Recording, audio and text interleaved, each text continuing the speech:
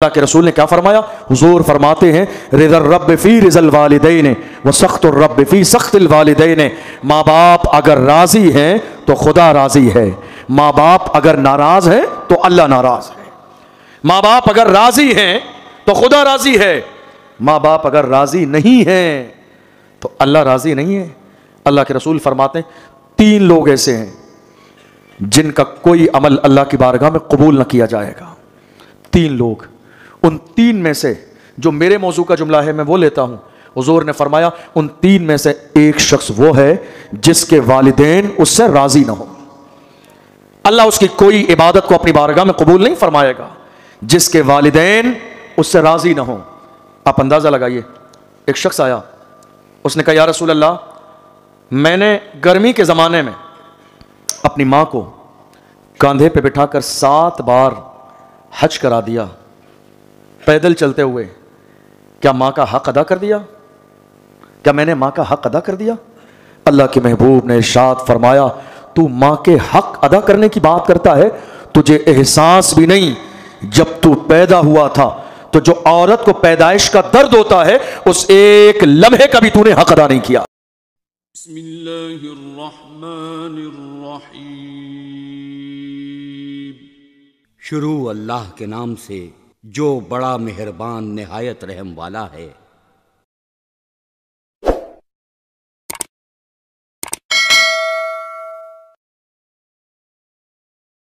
قرآن عظیم میں اللہ نے فرمایا فلا تقل لہما اف ولا تنہرہما. اے لوگو خبردار خبردار اپنے والدین سے اف تک نہ کہو. کیا کہا؟ اپنے والدین سے اف تک نہ کہو.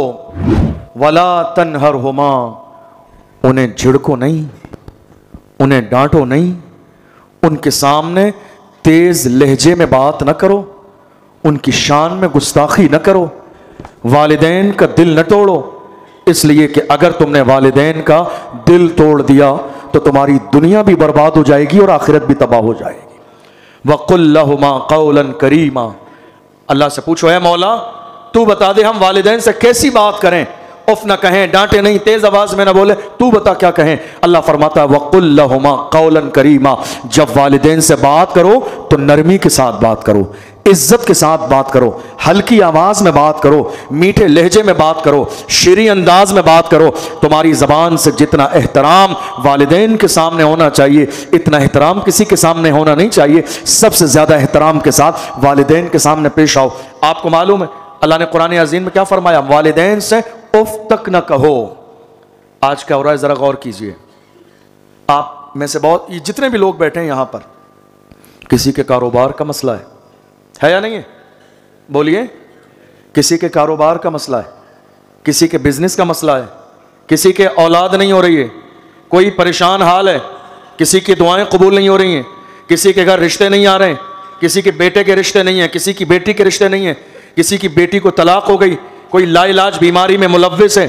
یہ ساری ہماری زندگی میں جو پریشانیاں ہیں ان پریشانیوں کا واحد حل یہ ہے کہ اگر والدین راضی ہو جائیں گے تو اللہ ان پریشانیوں سے آپ کو نجات عطا فرما دے گا. اللہ کے رسول صلی اللہ علیہ وسلم نے والدین کے بارے میں آپ جانتے ہیں کتنا بیان کیا. والدین انسان کی زندگی کا سب سے بڑا اثاثہ ہیں، سب سے بڑی دولت ہیں. ذرا ان لمحات کو یاد کیجئے. آپ توجہ ہے آپ کی؟ ذرا ان لمحات کو یاد کیجئے جن لمحوں میں آپ نے اپنے والدین سے تیز لہجے میں بات کی.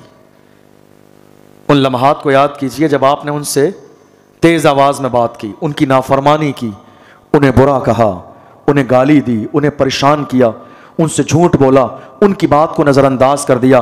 آپ جانتے ہیں اللہ کے رسول نے کیا فرمایا؟ حضور فرماتے ہیں رضا الرب فی رضا الوالدین و سخط الرب فی سخط الوالدین.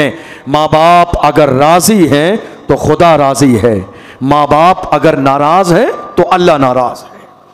ماں باپ اگر راضی ہیں تو خدا راضی ہے، ماں باپ اگر راضی نہیں ہیں تو اللہ راضی نہیں ہے. اللہ کے رسول فرماتے ہیں 3 لوگ ایسے ہیں جن کا کوئی عمل اللہ کی بارگاہ میں قبول نہ کیا جائے گا. 3 لوگ، ان 3 میں سے جو میرے موضوع کا جملہ ہے میں وہ لیتا ہوں. हुजूर ने फरमाया उन 3 में से एक शख्स वो है जिसके वालिदैन उससे राजी ना हो, अल्लाह उसकी कोई इबादत को अपनी बारगाह में कबूल नहीं फरमाएगा जिसके वालिदैन उससे राजी ना हो।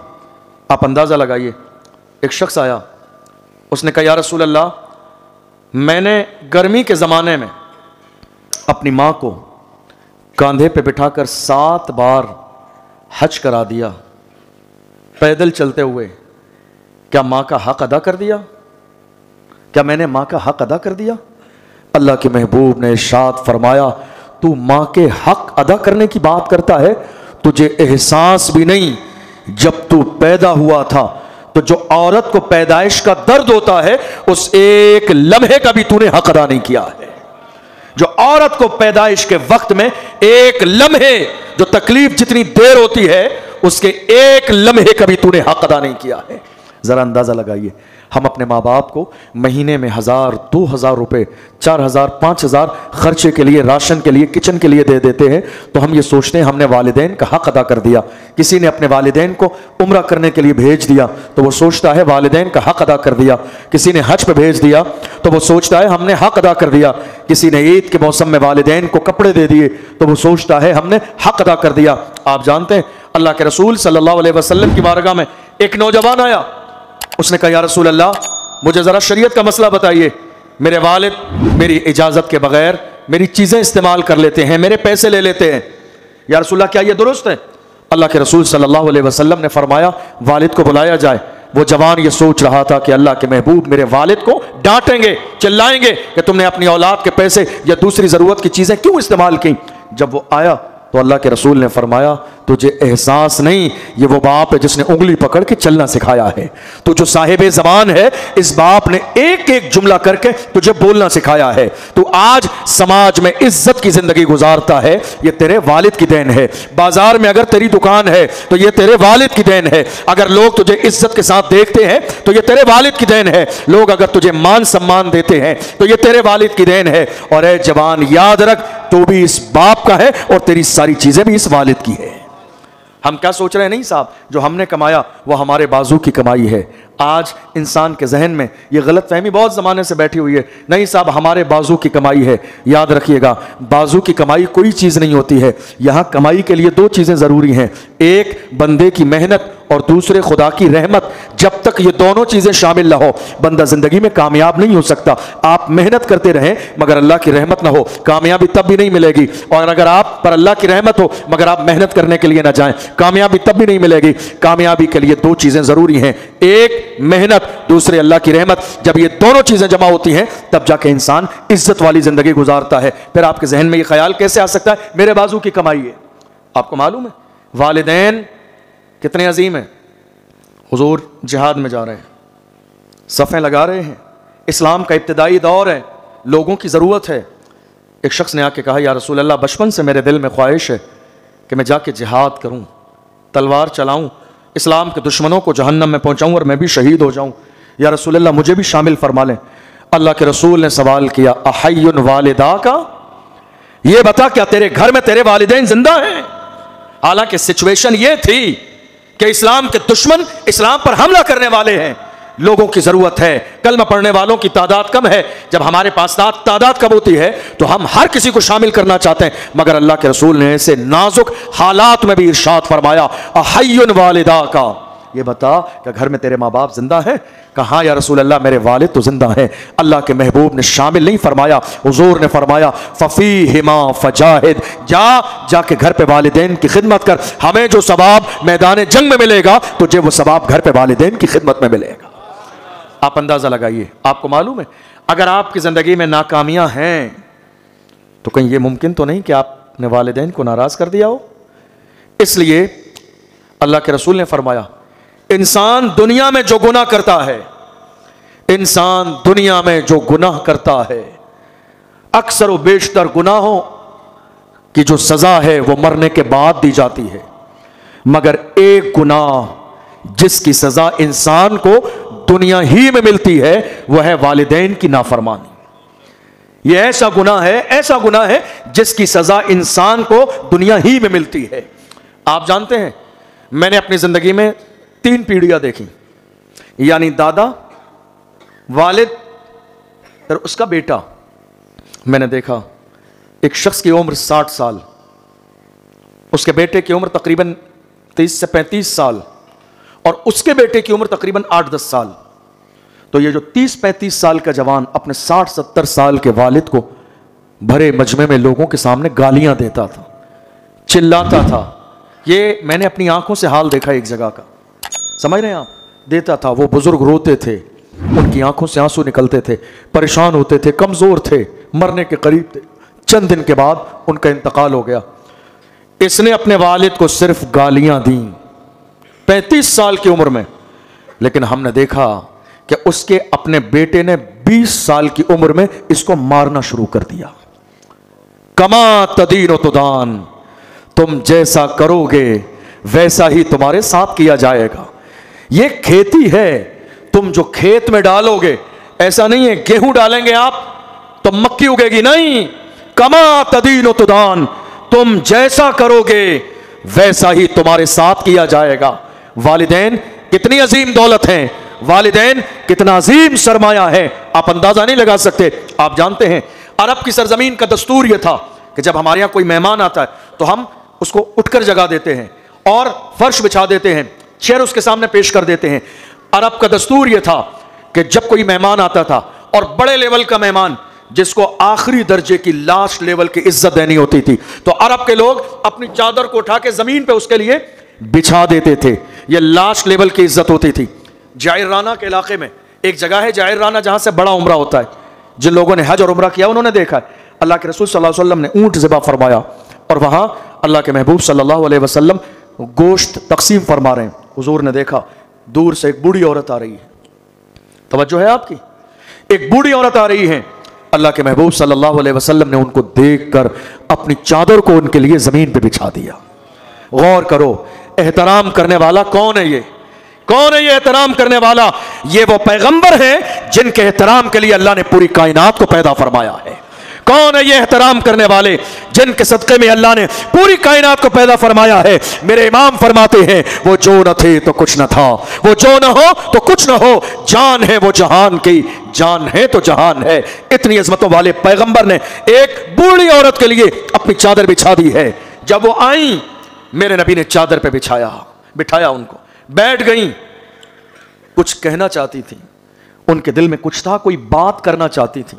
آپ کو معلوم ہے اب کوئی شخص چونکہ چند لوگ یہاں بیٹھے ہیں، اب کوئی راز کی بات کرنا چاہے تو وہ کان میں کہے گا. تو اب کوئی بات کہنے والا ہے تو یا تو چل کے وہ میرے قریب آ کے میرے کان میں کہے، یا پھر کوئی معزز شخصیت ہے اور مجھے یہ احساس ہو جائے کہ وہ کچھ کہنا چاہتا ہے. تو ادب کا آخری درجہ یہ ہے کہ میں خود اپنا کان اس کی طرف کر دوں، میں اپنا کان اس کی طرف کر دوں. اللہ کے محبوب نے دیکھا وہ بوڑھی عورت کچھ کہنا چاہتی ہے. حضور نے انتظار نہ فرمایا بلکہ حضور نے اپنا کان ان کی طرف کر دیا ہے. اتنا احترام کیا. بات ہوئی جب وہ چلی گئیں، صحابہ نے کہا یا رسول اللہ کون تھی یہ؟ ہمیں سمجھ میں نہیں آئی. کائنات آپ کے احترام کے لیے ہے، جس بوڑھی عورت کا آپ احترام کر رہے ہیں. یا رسول اللہ یہ کون تھی؟ اللہ کے محبوب نے فرمایا مجھے بچپن میں دودھ پلانے والی ماں حلیمہ تھی. مجھے بچپن کے زمانے میں دودھ پلانے والی ماں حلیمہ تھی جن کا میں نے اتنا احترام کیا. آپ جانتے ہیں والدین کتنے عظیم ہیں. اللہ کے محبوب نے فرمایا اور بڑے صاف انداز میں فرمایا اگر تم چاہتے ہو کہ تمہاری عزت کی جائے تو اپنے والدین کی عزت کرو. اگر چاہتے ہو کہ تمہاری قدر کی جائے تو اپنے والدین کی قدر کرو. اگر چاہتے ہو کہ اللہ تمہیں جنت عطا فرمائے تو اپنے والدین کی قدر کرو. اگر والدین کی قدر نہیں کرو گے تو یہ ایسا گناہ ہے جس کی سزا اللہ دنیا ہی میں انسان کو عطا فرماتا ہے. آپ کو معلوم ہے جنہوں نے والدین کی عزت کی اللہ نے بڑا مقام عطا فرمایا، اور جنہوں نے والدین کی نافرمانی کی ایسے لوگ ذلیل و رسوا ہو گئے. والدین کی عزت، والدین کی شان. سرکار غوث اعظم رضی اللہ تعالی عنہ فرماتے ہیں کہ اللہ کسی کو اس وقت تک ولایت کا درجہ عطا نہیں فرماتا ہے جب تک کہ اس سے اس کے والدین راضی نہ ہو جائیں. اللہ کسی کو اس وقت تک ولی نہیں بناتا ہے جب تک کہ اس کے والدین اس سے راضی نہ ہو جائیں. آپ کو معلوم ہے اللہ کے محبوب نے فرمایا آج کیا ہوتا ہے عام طور پر ہمارے والدین نے ایک بات کو اگر ہم سے 4 بار کہہ دیا تو ہمارا مزاج بگڑ جاتا ہے، غصہ آ جاتا ہے، ہم ناراض ہو جاتے ہیں، لوٹ کے غلط جواب دیتے ہیں. याद रखिएगा, अल्लाह के महबूब ने इरशाद फरमाया, मलफूजात गरीब नवाज में यह हदीस मौजूद है, अल्लाह के महबूब ने फरमाया क़यामत के दिन एक शख्स लाया जाएगा जिसकी पहाड़ों के बराबर नेकियां होंगी। दुनिया का कोई बेहतरीन काम ऐसा नहीं है जो उसने अपनी जिंदगी में किया ना हो, कोई बेहतरीन काम ऐसा नहीं है। और मीज़ान अमल पर उसकी नेकियां रखी जाएंगी, और जब मीज़ान अमल पर नेकियां रखी जाएंगी तो नेकी वाला पलरा भारी हो जाएगा, वो खुश हो जाएगा कि अल्लाह मुझे जन्नत अता फरमाएगा। लेकिन उसके बाद एक टुकड़ा लाया जाएगा, एक पर्ची लाई जाएगी और दूसरे पलरे में रखी जाएगी। वो एक टुकड़ा, वो एक पर्ची जो दूसरे मीज़ान के जो है पल्ले में रखी जाएगी, वो सारी पहाड़ों जैसी नेकियों को हल्का कर देगी। हैरान हो जाएगा वो बंदा और कहेगा, ऐ अल्लाह ये क्या चीज है, इस पर्ची में ऐसी कौन सी चीज है जिसमें मेरी जिंदगी की सारी नेकियों का वजन हल्का कर दिया है। अल्लाह के फरिश्ते कहेंगे, ये वो एक बार मां को चिल्लाना है, तेज आवाज में बात करना है जो तूने एक बार चीखते चिल्लाते वालिदैन को डांट दिया था, उस एक का इतना बड़ा गुनाह है कि तेरी जिंदगी की सारी नेकियां जाय हो गई।